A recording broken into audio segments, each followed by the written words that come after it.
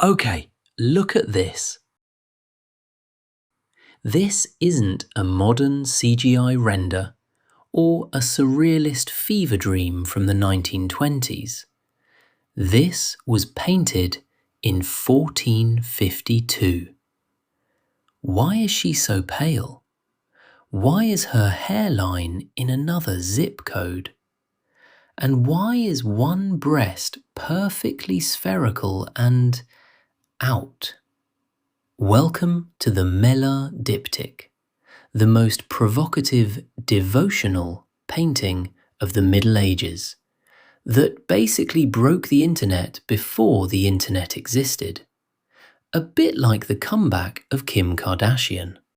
Everyone loves a good comeback story, right? Seabiscuit, the Mighty Ducks, Robert Downey Jr., who Rocky. else? Yes. Kim Kardashian? Well, In the video she gets cum on her back, I think.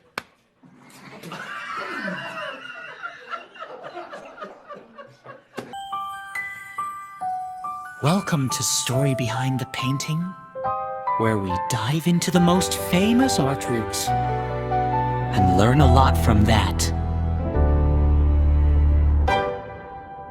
Meet our donor, Etienne Chevalier. He's the royal treasurer for King Charles VII of France. He's rich, he's powerful, but he's also mourning. He commissioned this for his tomb. But art historians have a theory, and by theory, we mean a 500-year-old open secret. The Virgin Mary isn't just Mary. She's widely believed to be Agnès Sorel, the king's official mistress. Etienne was her friend, and maybe more. Imagine commissioning a painting of your boss's girlfriend dressed as the Mother of God to hang over your grave forever. The audacity? Unmatched. To understand why this painting is so unhinged, we have to look at the man who paid for it. This is Etienne Chevalier. In the 1450s, he was basically the CFO of France. He wasn't born into nobility. He was a self-made man who rose through the ranks. He became the treasurer of France under King Charles VII. He was described as incorruptible and trustworthy. In a royal court full of backstabbing and drama, Etienne was the guy who kept the receipts. He was so close to the king that Charles VII actually appointed him as the executor of his will. That is main character energy. But look at who is standing behind him. This is Saint Stephen, or Etienne in French. See what they did there. Saint Stephen is dressed as a deacon in these incredible blue robes with gold braiding. But look at what he's holding. That's a jagged, blood-stained stone resting on a copy of the Gospels. Why? Because Saint Stephen was the first Christian martyr. He was stoned to death. In medieval art, saints always carry the instrument of their death like a signature accessory. Now, here is where it gets spicy. This diptych was commissioned for the Church of Notre Dame in Melun to hang over the tomb of Etienne's wife, Catherine Boudet. But even though it was for his wife's memory, the Virgin Mary on the other side looks nothing like her. As we mentioned, the model is allegedly Agnès Sorel, the Lady of Beauty and the king's official mistress. Etienne wasn't just the king's treasurer. He was one of Agnès' closest friends and an executor of her will too.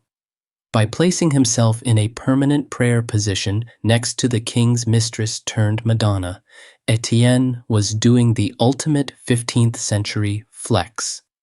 He was signaling his proximity to power, his grief for a lost friend, and his hope for divine clemency. Basically asking for a VIP pass to heaven because he knew the right people. It's a bizarre mix of I'm a humble servant of God, and I am the most well-connected man in the country.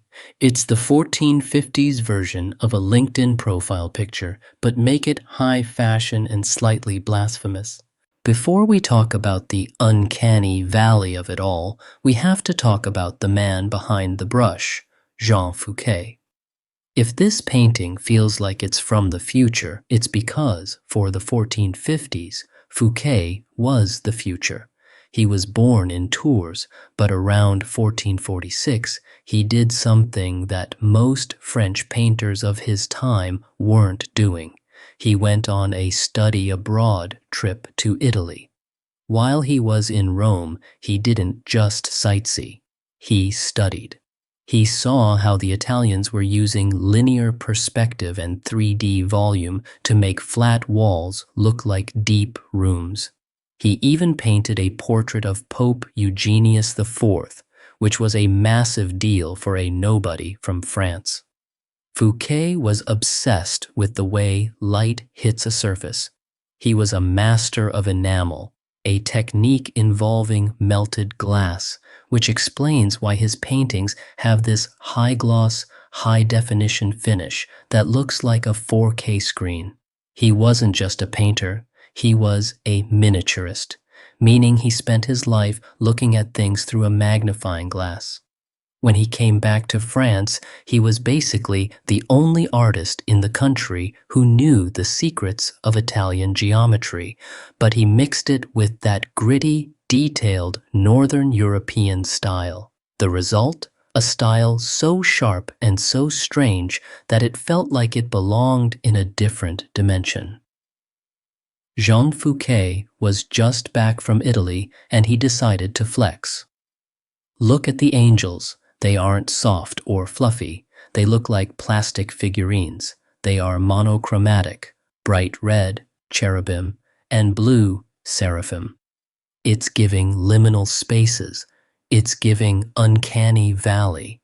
Fouquet was using geometry and lighting in a way that felt almost robotic. He wasn't trying to be realistic in the way we think. He was trying to create a supernatural high-fashion atmosphere. Meanwhile, this painting literally went through a divorce. During the French Revolution, the two halves were ripped apart.